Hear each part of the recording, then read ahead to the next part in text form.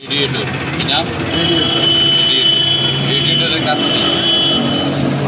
Engine ঠান্ডা রাখা। রেডিয়েটরের কাজ কি? ইঞ্জিন ঠান্ডা রাখা। এটার নাম হচ্ছে রেডিয়েটর। এটার কাজ হচ্ছে ইঞ্জিন ঠান্ডা রাখা। আর এটার নাম কি? Hose pipe. কি পাইপ? Hose pipe.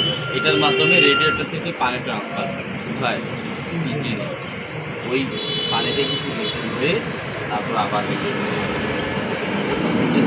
ঠান্ডা এই রেডিয়েটরে পানিটা ফ্লো ঠান্ডা হয় সিলিং ফ্যানের বাতাসে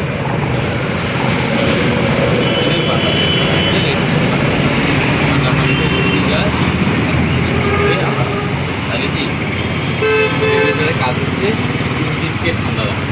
আর হচ্ছে কুলিং ফ্যানের কাজ কি? রেডিয়েটরকে ঠান্ডা রাখা। রেডিয়েটরের কাজ হচ্ছে ইঞ্জিনকে ঠান্ডা রাখা। আর হট পাইপের কাজ